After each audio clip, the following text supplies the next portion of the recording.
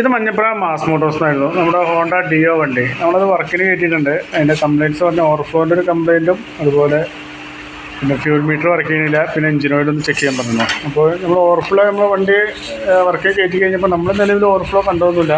Customer പറഞ്ഞ പ്രകാരം നമ്മളതിൻ്റെ കാർബറേറ്റർ ഒന്ന് അയച്ച് നോക്കാൻ പറഞ്ഞില്ല. അപ്പോൾ ആ പ്രകാരം നമ്മൾ കാർബറേറ്ററൊക്കെ ഒന്ന് അയച്ച് നോക്കുന്നുണ്ട്.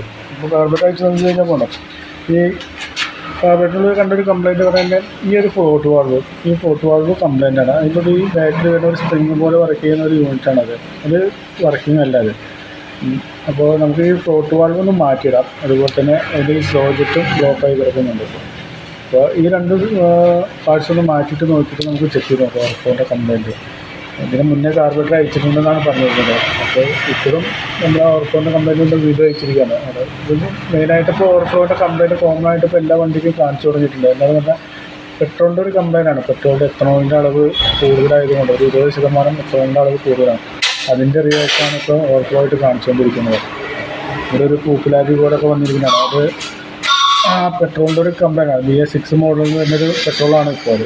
അപ്പോൾ അതുകൊണ്ട് നമുക്ക് തൽക്കാലം വേറെ ഒന്നും ചെയ്യാൻ പറ്റില്ല. നമുക്ക് കാർബറേറ്റർ സോക്കറ്റും ഫോർട്ട് വാൾവും മാറ്റിയിട്ടും തൽക്കാലം ക്ലീൻ ചെയ്ത് നോക്കാം.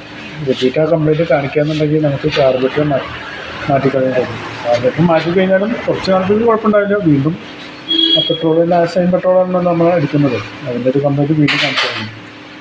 അപ്പോൾ തൽക്കാലം ഈ രണ്ട് പാർട്സ് മാത്രം മാറ്റിയിട്ടൊന്ന് ക്ലീൻ ചെയ്ത് നോക്കാം. നമുക്ക് ഉറപ്പില്ല ഓവർഫ്ലോ മാറുന്നുള്ളൊരു ഉറപ്പൊന്നുമില്ല. എന്നാലും ചെക്ക് ചെയ്ത് നോക്കാം നമുക്ക്. അതുപോലെ തന്നെ ഒരു ഫ്യൂൽ മീറ്ററിൻ്റെ കംപ്ലയിൻറ്റ് പറയാം. അത് ഈ ഒരു നമ്പറിൽ വരുന്ന മീറ്ററിൻ്റെ കംപ്ലയിൻ്റാണ്. എല്ലാവരും മീറ്റർ മാറ്റി കഴിഞ്ഞാലും റെഡിയാവുള്ളൂ.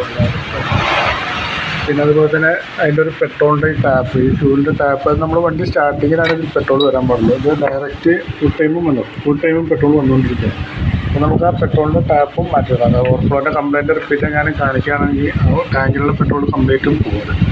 അപ്പോൾ നമുക്ക് ആ ഫ്യൂൽ ടാപ്പും കൂടി ഒന്ന് മാറ്റിയിട്ടൊന്ന് റീസെറ്റ് ആക്കാം.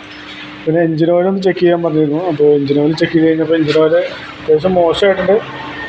ലെവലും കുറവാണ്. നമുക്ക് ലെവൽ കാണിക്കുന്നുണ്ട്. അതവിടെ കുറച്ച് ലെവലേ കാണിക്കുന്നുണ്ട്. അപ്പോൾ എഞ്ചിൻ ഓയിൽ മാറ്റിയിട്ട് ഒരു 3000 കിലോമീറ്റർ ആയിട്ടുണ്ടെങ്കിൽ നമുക്ക് എഞ്ചിൻ ഓയിലും കൂടി മാറ്റുന്നതായിരിക്കും നല്ലത്.